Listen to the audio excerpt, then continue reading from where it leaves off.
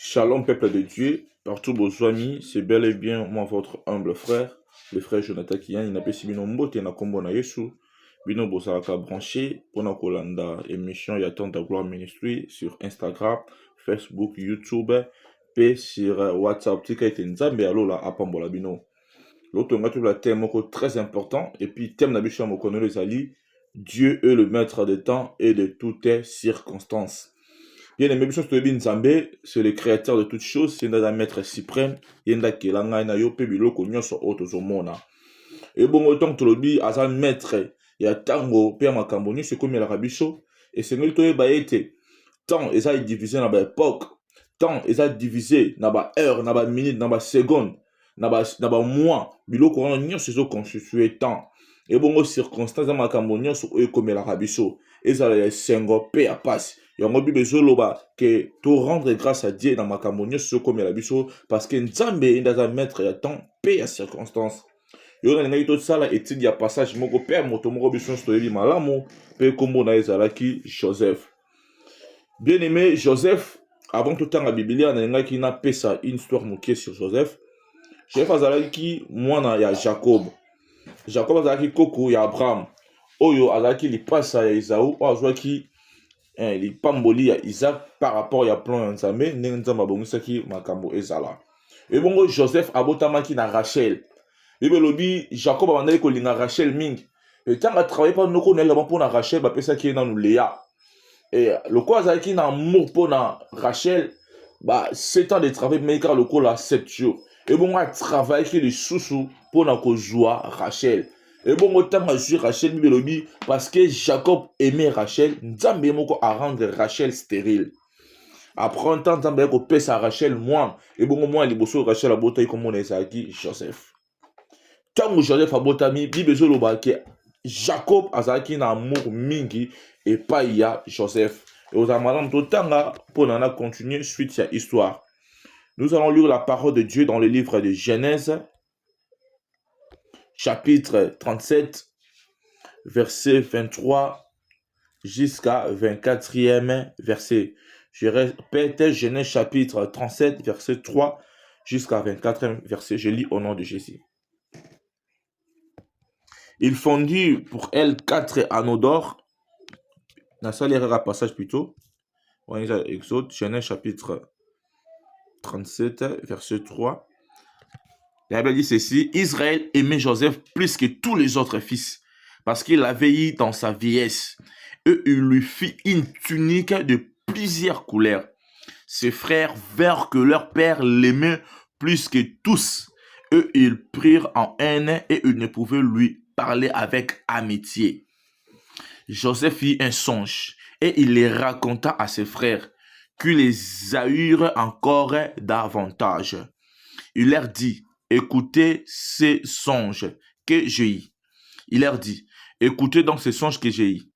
Nous étions alliés des herbes, au milieu des champs, et voici ma gerbe se leva et se tint debout, et vos gerbes l'entourèrent et se prosternèrent devant elle. Verset 8. Ses frères lui dirent, est-ce que tu régneras sur nous? Est-ce que tu nous gouverneras? Et ils haïrent encore davantage à cause de ces songes et à cause de ces paroles. Il y a encore un autre songe. Joseph, il y a encore un autre songe. Là, c'est le verset 9. Et il les raconta à ses frères. Il dit, j'ai encore un songe. Et voici le soleil, la lune et 11 étoiles se prosternaient devant moi. Il les raconta à son père et à ses frères. Son père le réprimanda et lui dit, que signifie ce songe que tu as eu? Faut-il que nous venions, moi, ta mère et ses frères, nous prosterner en terre devant toi? Ses frères eurent de l'envie contre lui, mais son père garda le souvenir de ces choses. Le frère de Joseph étant allé à Sichem pour faire paître les troupeaux de leur père, Israël dit à Joseph, tes frères ne font-ils pas paître le troupeau à Sichem?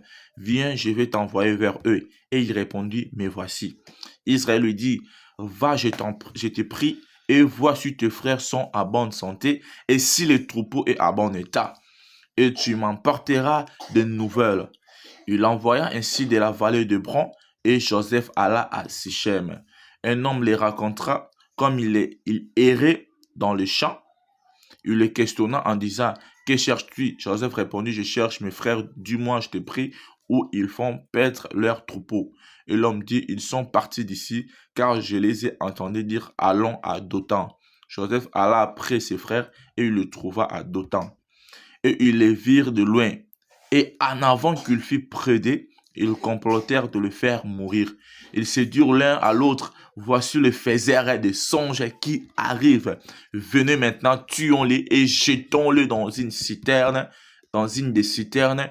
Nous dirons qu'une bête féroce l'a dévoré et nous verrons ce que deviendront ces songes.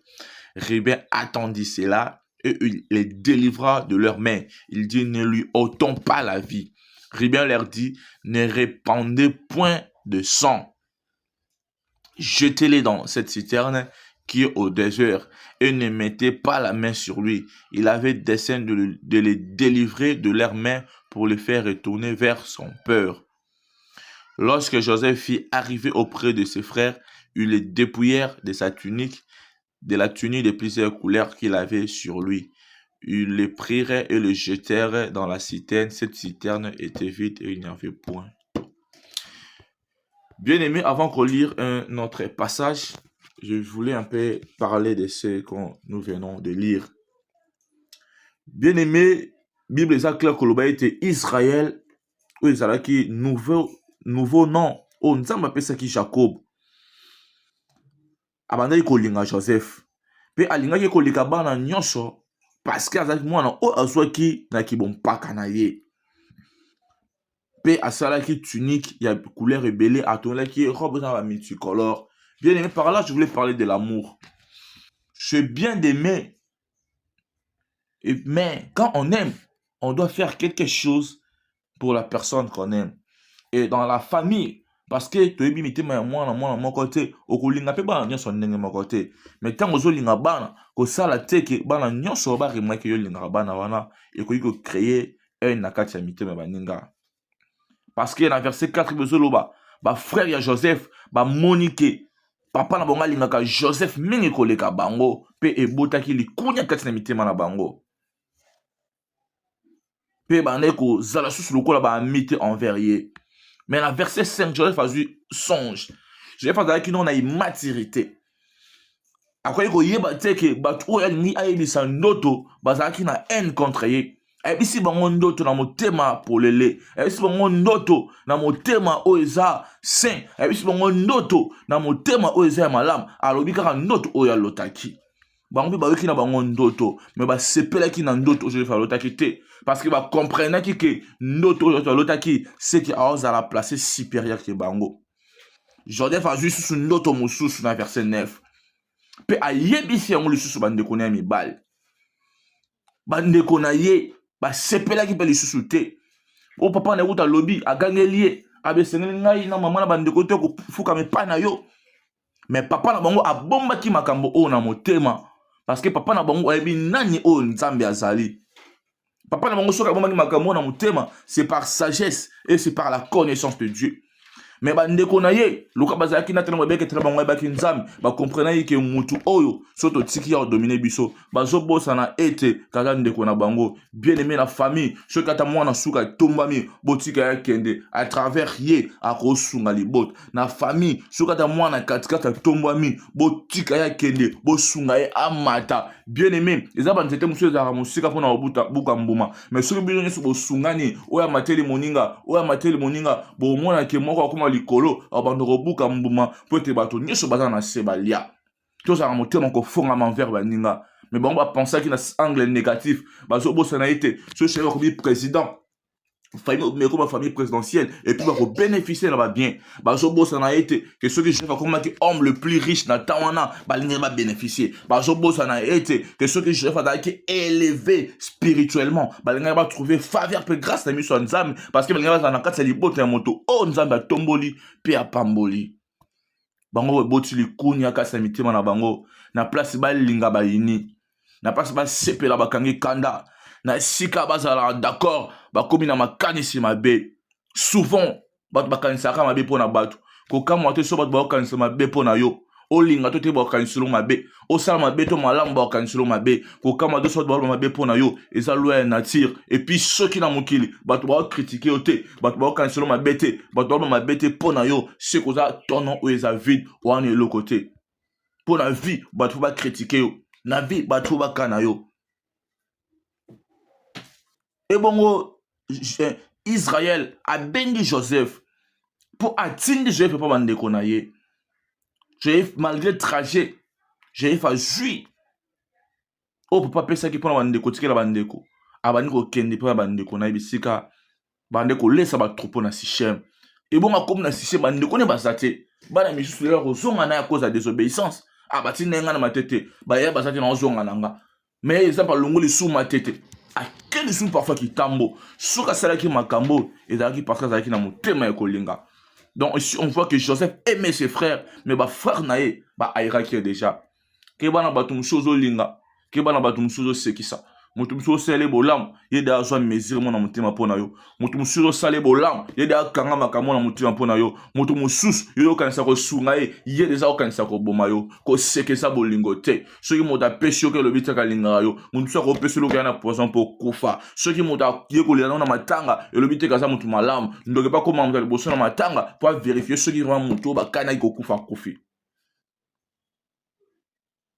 Bien aimé, tant Joseph a commis na d'autant na mo sika to ba moni Joseph ba obita la faiseur de songe tant Joseph a ba songe ba obi que Joseph y un songe. Quand on dit il y un songe parce que c'est que nous amenons dans l'autre nzoto parce que l'autre c'est l'esprit nzoto ezaka na pongi ah eza se ba sentir bien émotion tant nzoto a monté lali ba sentiment na esa le sous-souté parce que c'est inconscient. Mais esprit n'aime de l'autre. Parce que quand la personne dort, son esprit entre en contact avec le monde spirituel. Le monde spirituel a la rapidité. Il y a ma kambu. Oh, il s'est les salama. Esprit à Joseph. Et là, il y a les couleurs de konaï. Il y a mon tsama là, c'est qui est noto. N'est pas de quoi okumba melaï. Et ça qui m'a kambu. On tsama dans Joseph qui est salama dans le futur. Dans le futur, bien aimé. Mais bande konaï. Na mo sika. Babitala mosali bandoto donc pona bango que je fane ko sala bandoto wana ye moko balabito so bomaye et bon to tala so bandoto na yona koma feri e ko kokisama et bongo ribe ozaki yana bongo liboso na mama ya Léa abikete adeli ko je maboko na ngabito bomaye te mais to boa ka na moko ya ba citerne mais ribe pa kasine zalaki ya malamu envers Joseph makanisine zalaki Joseph a koufate. N'engana ibisa moto mongo siko zali. Ata bato nyonso ba complète ba sala mabe. Nzamba osimba motema moto pa sala bolam. Ata bato nyonso ba sangani ba obike te ya obonga te. Ezana moto mongo o telema a ko défendre faveur na yo. Soki nzambe liko lengeli kamwe salama. Ana mokil a tota motema moto moko. Ata mi balé pour que bolam ekomela yo. Soki bato a mokili ba obike te non. To sala kabu. Ezana moto mongo msaka secret. A biso ke te ko ke ne sikanta bonso kouf te comme eloko antiza na poison sika te nzamba sala ngolu atango bato bakolinga yo bato bakana bolang bazala bato bakanisa malamu pona bazala po Joseph tomba ndongo so bakanisi ko bomaye nzamba timaki motema Ruben afin que Ruben akanisa malamu pona Joseph Ruben akanisa lolengo so pona Joseph nzamba o changer makanisi ya bato pona yo sika te nzamba lola sala ngolu bisika nyonso zali nzamba changer makanisa bato mosusu pona bolamu na yo et ça ma bongo au nom de Jésus-Christ. Soki bato ba compléter ma be pona yo nzamba simba ta motema ya moto moko to mibale bango ba sala bolam tant bato ba kana ma be bango ba za ata pour yo bene ba boaki Joseph na kati ya moko ba citerne bene ba citerne za la na mai même kolwana mai za la kite ona toni nzambe bien aimé nzamba obongisa banzela oyo il faut leka nzamba a mettre à temps per circonstance pourquoi quand on temps ba Joseph mai za la kite imagine bongo soki mai za la ki imagine soki mai za la ki nzambe wana oyo asala ki ba mela ba breuvage mortel à plusieurs reprises ba kufate a sala bolam et sika ba okanisa ko zindisa yo ezale sika oyo ko pema et puis non ko kufa donc ba bouaki Joseph bien aimé so kitina se au monde que Ruben et plutôt Juda a Julie Kanisi Abikete, totanga Genèse chapitre 37 verset 26, c'est dans verset 28.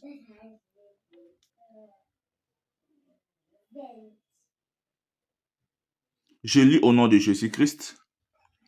Alors Judas dit à ses frères, que gagnerons-nous à tuer notre frère et à cacher son sang? Venez, vendons-les aux Ismaélites, eux ne mettons pas la main sur lui, car il est notre frère, notre chair. Eux, ce frère, l'écoutèrent. Bien-aimé, ça m'a disposé 2 personnes pour sauver Joseph Namboka Bandekona. Si c'est le bossé d'Aki Ribet, il y a mis balais à Aki Shida. Pour la Ribet d'Aki, il can se redélivrer totalement. Mais ça n'est pas baké dans la citerne. Mais Judas, il can ici. Abik était, Tokobo m'a été. Azaka Ndekona Biso. Mais to te kayende, po kende. Histoire na bunga. Akende mo sika na biso. To zali susu na yete. Bien aimé, je continue de déclarer et puis de décréter. Nzambe ya lola a disposé bato ba ozala pembe na yo. Tango bato ba bandeko kana yo bolam, mabe plutôt, mais bango ba kanisa malam po na yo. Tango bato ba ndo ofori ba projet mabe contre yo. Bango bazala wana po na ko sala ba projet ya malam. Ata kutu bango ba koyeba te. Mais Nzamba lui a disposé mitema na bango pour que basala yo bolam. Bien aimé, mutako ozala ndoki, mais Nzamba ko utiliser pour l'élévation na yo. Mutako ozala mutema mabe, mais Nzamba ko utiliser pour que yo tomboma. On va aller Genèse chapitre 40 verset 23. La Bible dit ceci. Genèse chapitre 40 verset 23. Le chef des échansons ne pensant plus à Joseph, il l'oublia. Bien aimé, tant que Joseph battait qui est à en Égypte, et bon, tant que comme dans son bac Zaki Potiphar. Tant Potiphar a son billet, Joseph a comme travailler dans le Potiphar. Tant que travailler dans le Potiphar et connaître épanouissement, bénédiction, parce que Joseph Azaki n'allait pas molikat naye. Moi, dans Nzambe, si quand il faut prospérité zala, et si quand sécheresse zala, qu'il faut fertilité code. Et bon, Joseph Nanda kwa Potiphar a mis bénédiction. Et bon, Potiphar a comprendre que Joseph, il faut élever. Bible lobby Potiphar a comme si Joseph mo kondia ba sali nyonso ya ndako na ye. Et bon, moi si a Potiphar a commis la Joseph. A commis na posa a koma ko coucher na Joseph. Mais Joseph a tali makambo beza malamu te. Eza makambo ya nkele ya soni. Pe malamu te na miso ya Nzambe pe ya bato. Parce que moi si oya bala et puis na de travers mon bal na comment nga ko bimana ye. Ba mosusu ba olobeka eza passe en or. Moi ça ministre, moi ça gouverneur. Bien aimé, ba mosusu ba bebisa ba mission vie na bango à cause ya ko sala ba o eza ba interdit.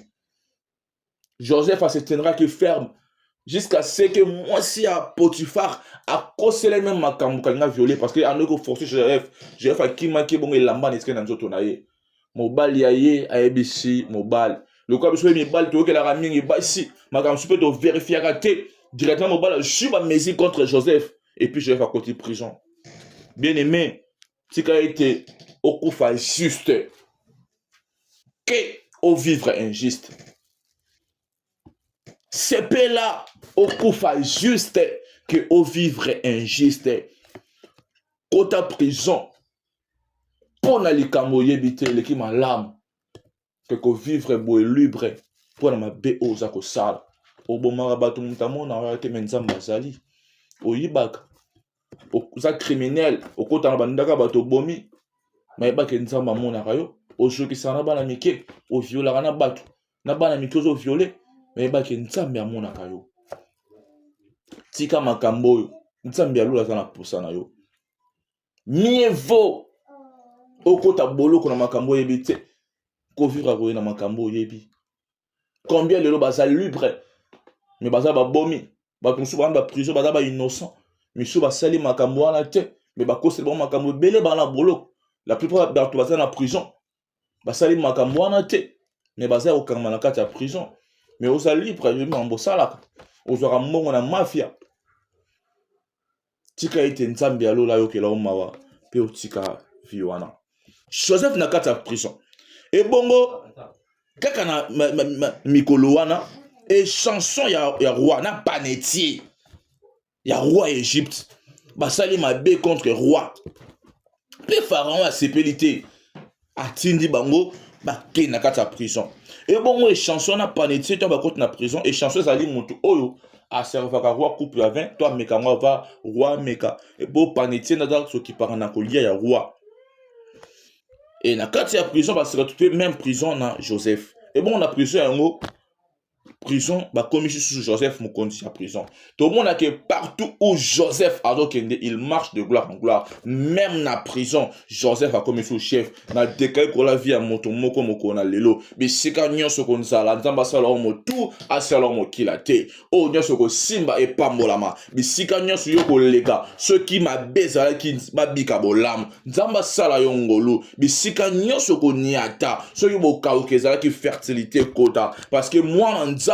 aza porter ya bénédiction pour la bato mosusu moi nzambe aza porter de la gloire au vivre de gloire en gloire car elle nous dit nous serons la tête et jamais le quai na makambo nyonso osala zala motu même na kelasi zala motu même na libota zala motu même na commerce zala motu même na wenze zala motu même na famille botala atoko benga na pas social likambo ba penser na yo nzambe ola sala motu na makambo nyonso nzambe ola tombolo en tête na makambo nyonso baloti ndoto bien aimé et bongo na tongo bazala komi tungisa na ndoto balotaki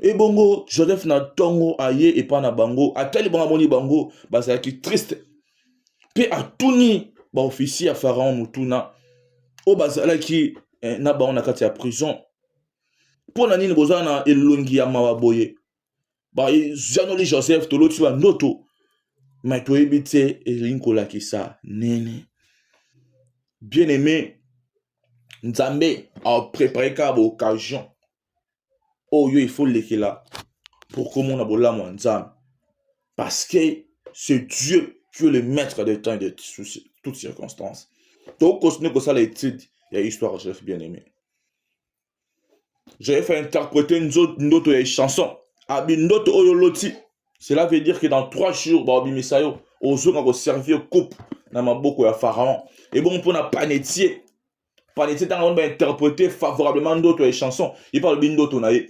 J'ai fait ici pour na yo dans 3 jours au bima. Mais bah au kata motu na yo. Et bon autant ba bimi et salami kaka ning j'ai fait lobaki. Mais tant avant tant j'ai fait interpréter d'autres chansons. Et bien ces chansons tant au dans la prison. Kaniselanga. Bien aimé, il faut savoir entretenir des relations.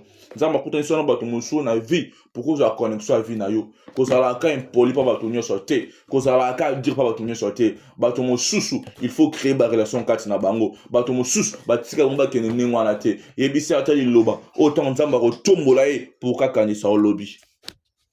Je vais faire le kanisanga. Mais il lobby na mukande ya Genèse chapitre 40 verset 23. Chef a des chansons à Kanisa les sous-chefs qui sont en prison. Bénémoine Moutaza Moutou. Maudit soit celui qui se confie à l'homme. Et lui, quand a vu ce remonter à la Nenzam, tout le monde va avoir camarade, Moutinga comme ministre, qui peut sous Baningate. Tout le monde va avoir colonne qui a médecin à bateau. Mon ninga moko nzamba tombola mi PDG, ma qui peut sous Baningate. Et lui qui se fait ça banzam, mobala ko décevoir yo, moi na ko trahir yo, maman ko trahir yo, n'importe qui ko sala ma be, mais nzambe odo saelaka, nzambe odo sambelaka, nzambe odo ndimela, Jésus-Christ a ninga yo pe asepela na avant yo botama, avant yo zana mokila pona ki yo, pas bon ça gen nzela o ifongo leka, o yana mokili par hasard te, nzambe ola yebi yo pe on nzambe saka pona yo. Et chanson bossa na Joseph. Mais tout le temps, dans Genèse chapitre 41, verset 25, Bible lobby, Joseph dit à Pharaon, c'est qu'a songé Pharaon est une seule chose. Dieu a fait connaître à Pharaon ce qu'il va faire.